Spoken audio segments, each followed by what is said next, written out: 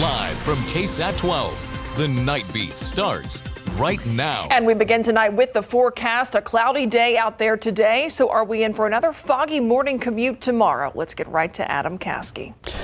Yeah, we absolutely are. It's a trend. We've got a few more days of the morning fog and a bit of nastiness to start the day, but it's okay. Don't have to get in the way of the Christmas cheer. Authority radar taking a look at it right now. We have just a few little echoes out there, a few spritzes and sprinkles up in Kerrville. Some of this may just be mid-level cloud cover that the radar is detecting farther away from the radar site. And on the far north side of San Antonio, between 410 and 1604, right near the International Airport, just some very light activity. This is actually confirmed by our city cam at the crossroads, I-10 and 410.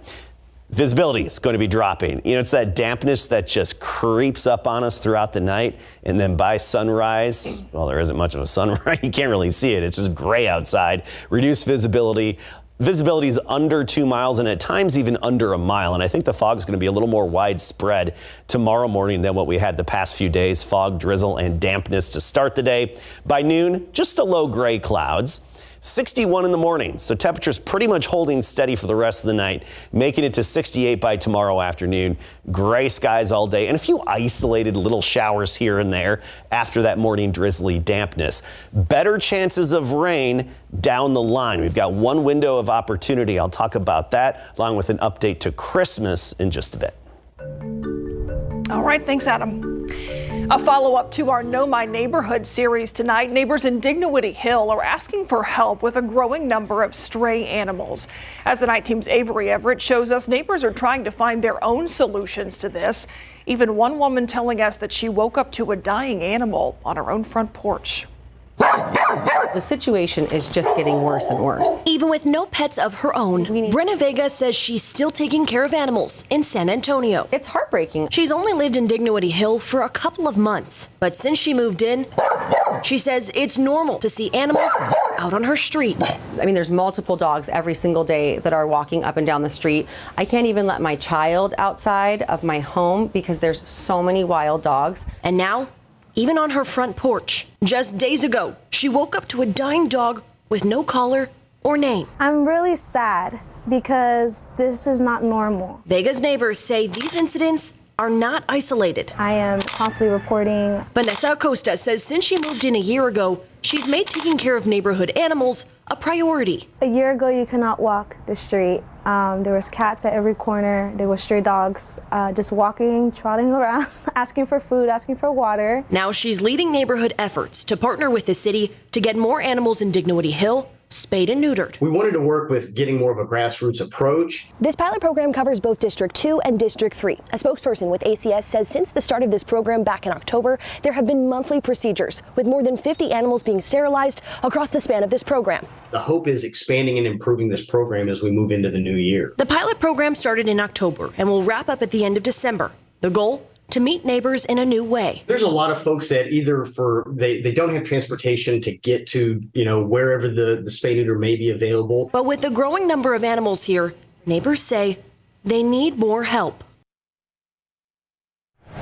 So this pilot program wraps up next week, but ACS confirmed January and February dates have been added to continue spay-neuter efforts in the new year. ACS says pet owners have several avenues for these efforts. For more of those options, you can head on over to KSAT.com. Avery Everett, KSAT 12 News. Thank you, Avery.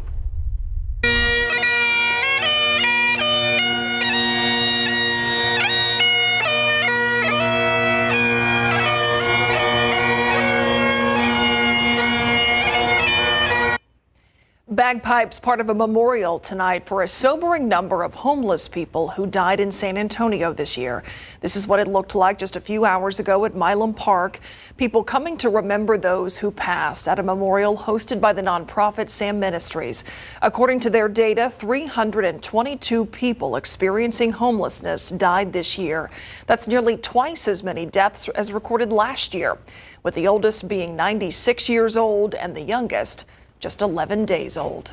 It's a reminder that we still have a long way to go to ensure that homelessness is rare, brief, and non-recurring in San Antonio.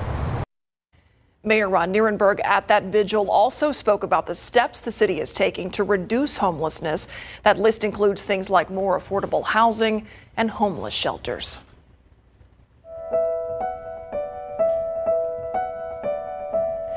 Mexico is promising to take action given the increase in migrants at the border. Tonight, the Coahuila state government announced plans to increase repatriation efforts. That includes adding more buses and flights to return migrants to their countries of origin, as well as checkpoints. The state of Coahuila includes Piedras Negras, which sits just across the border from Eagle Pass. Right now, thousands of migrants are gathered in Eagle Pass waiting to be processed. That's what you're looking at here. Tonight's announcement comes on the heels of President Biden's phone call with the Mexican president earlier today. Several senior U.S. cabinet officials are expected to travel to Mexico in the coming days to discuss what comes next. We are learning more about the reason for delays for the new elementary school in Uvalde. We first told you about this on the Nightbeat last night. The board behind the project is looking at a second bid after the original bid came in at more than what was budgeted. Tim Miller with the Uvalde Moving Forward Foundation says the original budget for the project was $60 million.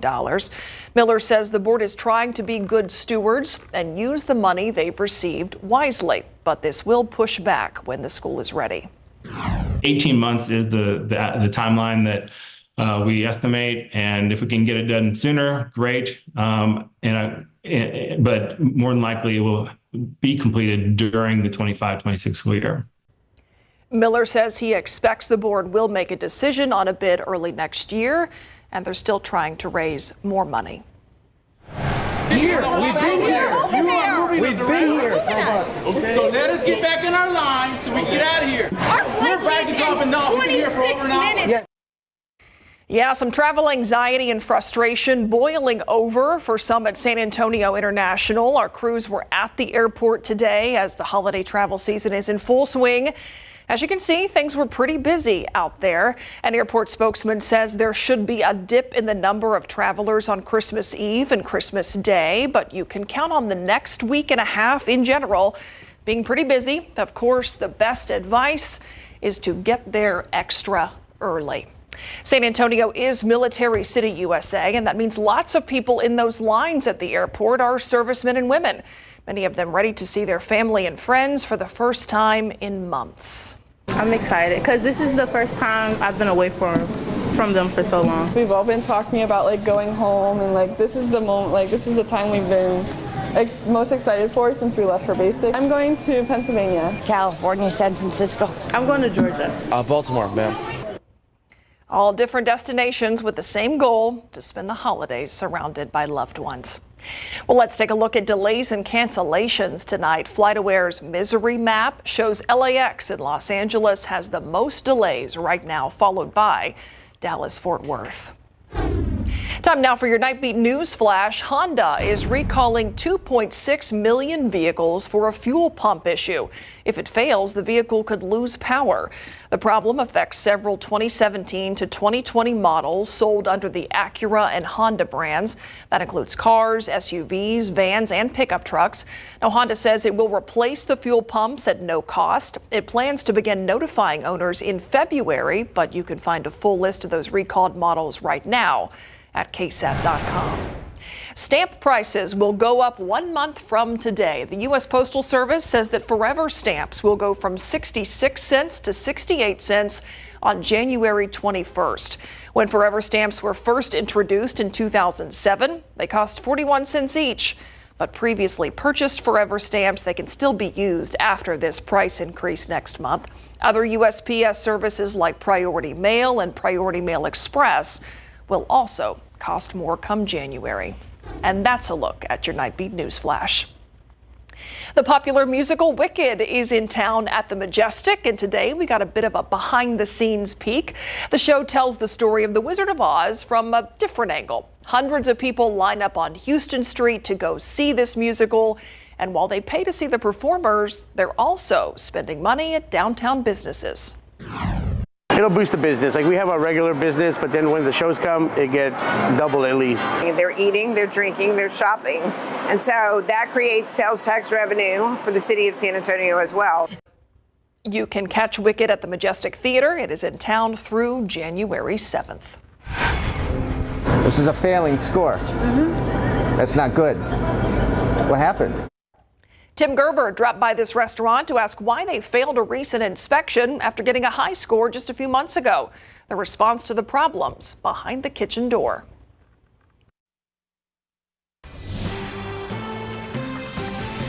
A trio of meat markets racked up an impressive list of health code violations during the November inspections, but they didn't do as bad as one restaurant that failed its inspection. The Night Team's Tim Gerber takes us behind the kitchen door.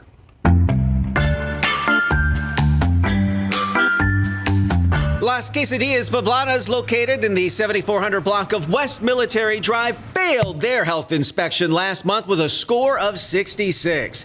The business just had a 74 on an inspection in August, which followed a 91 in May of this year. So why the big drop this time? The inspector found a cold hold unit that was too warm. Several food items were discarded. They also had to toss out food found in Tupperware containers that had been prepared back in October. There was black and yellow mold-like buildup in the ice machine, and clean food storage containers were visibly soiled. Employees were not washing their hands properly, several just rinsing them off in cold water with no soap. Another worker was handling tortillas with their bare hands. The business racking up 10 repeat violations. The inspector leaving them a list of corrections for a re-inspection and gave them 24 hours to buy a permit. I stopped by recently to see what they had to say about the poor performance. This is a failing score. That's not good. What happened? Turns out, not much. All right, they're not talking. Let's go.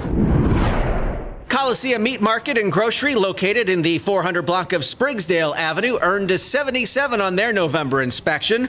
A bowl of raw chicken was found in a mop sink. It was discarded by the manager. The report states multiple critical problems should be conveyed to owner and repaired immediately due to high risk of contamination.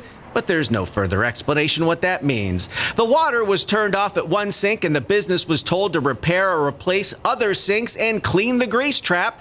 They were given 7 days to make corrections in time for a re-inspection. Culebra Super Meat Market number 3 at 6060 Old Pearsall earned a 79 last month. They had a box of moldy empanadas in a refrigerator. They were also keeping a bag of cooked shrimp on raw red meat.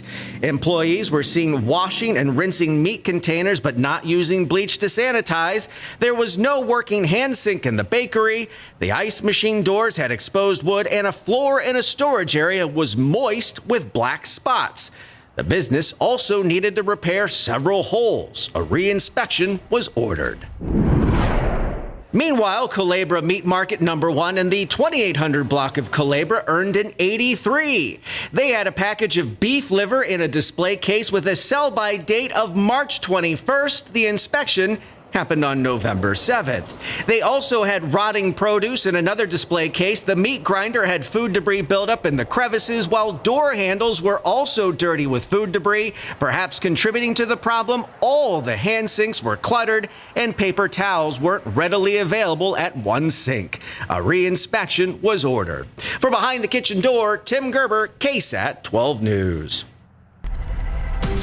All right, if you are ready for this gray to go away, there is an end in sight, Adam. There is, and it's just in time.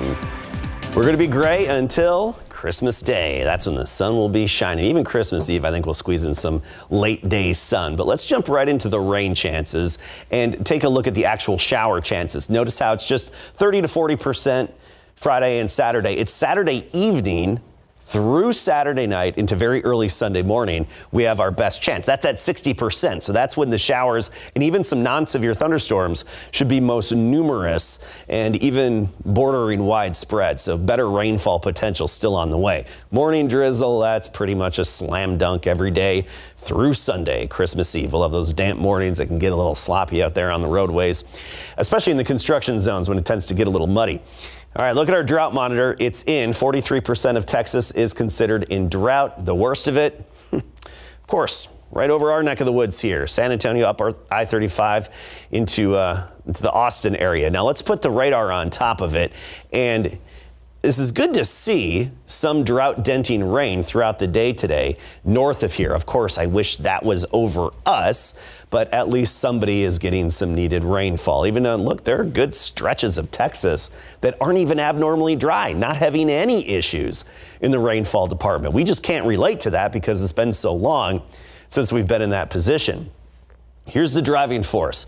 We have some energy coming in, the southwesterly flow aloft coming off the Pacific. This upper level disturbance that's been throwing moisture into California for a few days, causing some rain there. That's going to be headed our way, and it will swing a cold front through on Sunday, Christmas Eve. And that cold front will pave the way for the changes by Christmas Day. Here's our future cast for tomorrow. Of course, drizzly and damp out there. I showed you the radar earlier, not much out there right now. And we'll have a few sprinkles. Mainly it's going to be drizzle. And even throughout the day tomorrow, the drizzle is going to lift and come to an end, but we'll have gray skies. A few isolated hit or miss showers, very light showers and sprinkles. It's once we get into Saturday. Here's our future cast. It's getting on board. This is the latest one that just came in this evening. And once we get to Saturday, late in the day, some non-severe storms are likely to pop up and start developing. We'll have a little bit of instability in the atmosphere. We'll have some energy overhead, and we'll have a lot of moisture in place relative to this time of year, and we should be able to generate some of those showers. Rainfall potential north of Highway 90 is around an inch. South of Highway 90, about half an inch. Actually, we're a little more optimistic than we were this time yesterday. Still the sweet spot, Dallas to Waco to Houston and eastward, where they'll be seeing over 2 inches, and that's all the way through Sunday. As for a white Christmas, you look at the snowpack right now, and you really have to head to basically the Rocky Mountains from northern New Mexico into Colorado and points northward into Montana from there. It looks like we will get a little swath of snow in the midsection of the country, Wichita to Omaha as we get into Christmas, but you're going to have to travel far, northern New Mexico or into Colorado, to really get into the snow. Here's our Christmas outlook. Christmas Eve, 73, still mild.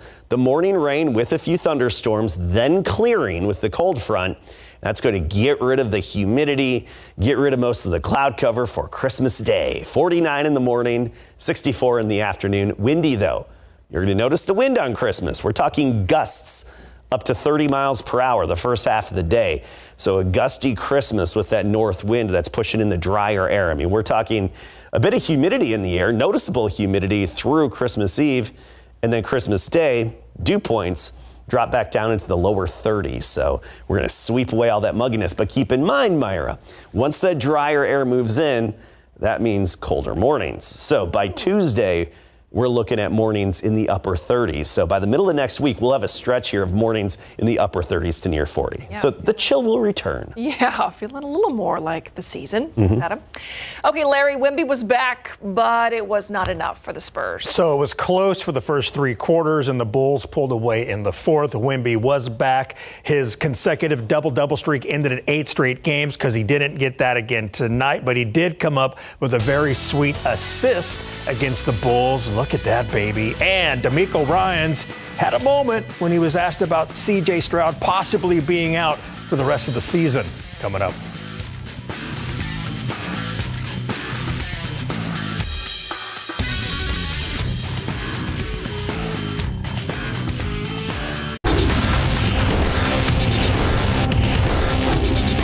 Yeah, I mean, I watch pretty much every Monday night game. Yeah, thumbs up.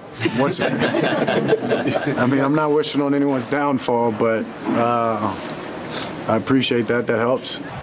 Yeah, Dak is thankful Seattle beat Philadelphia on Monday night 2017 to keep Dallas first in the NFC East in big board sports.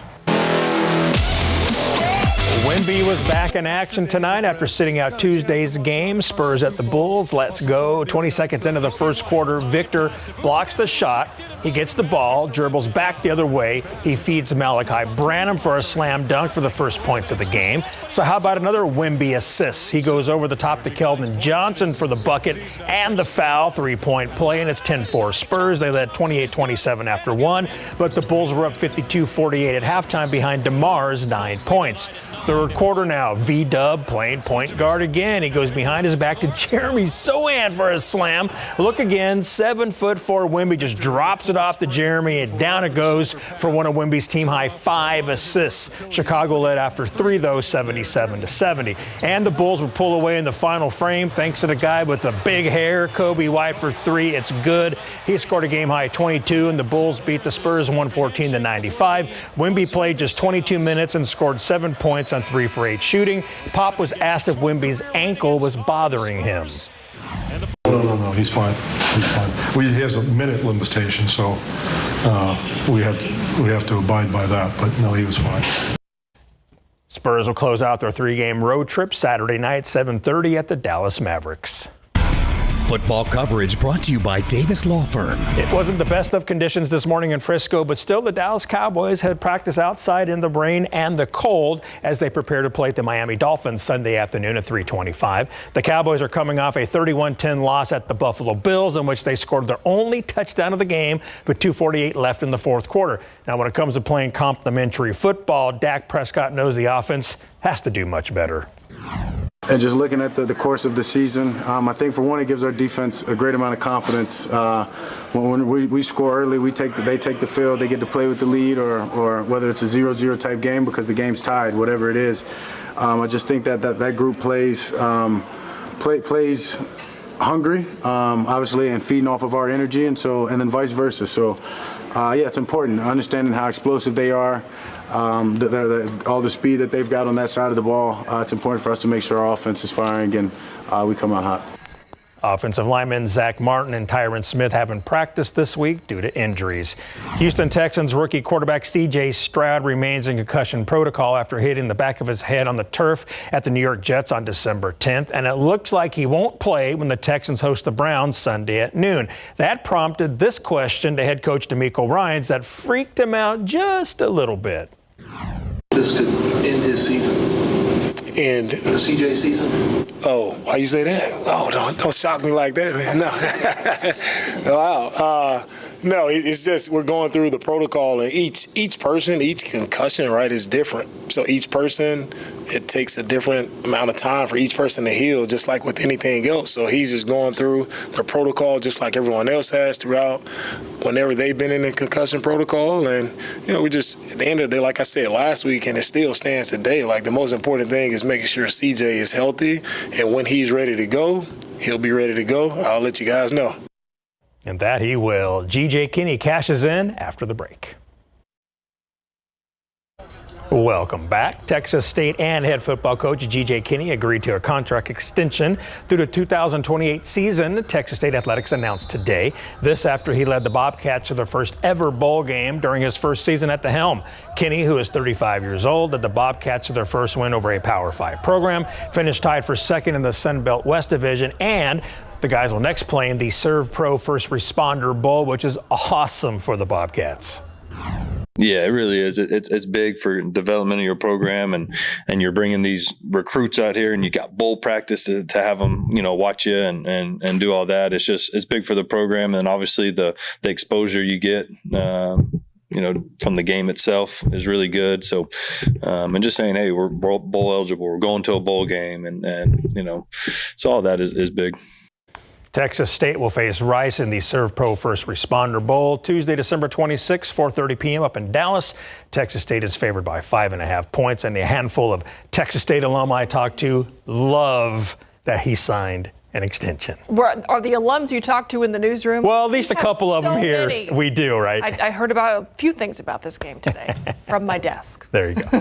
Thanks, Larry. We'll be right back.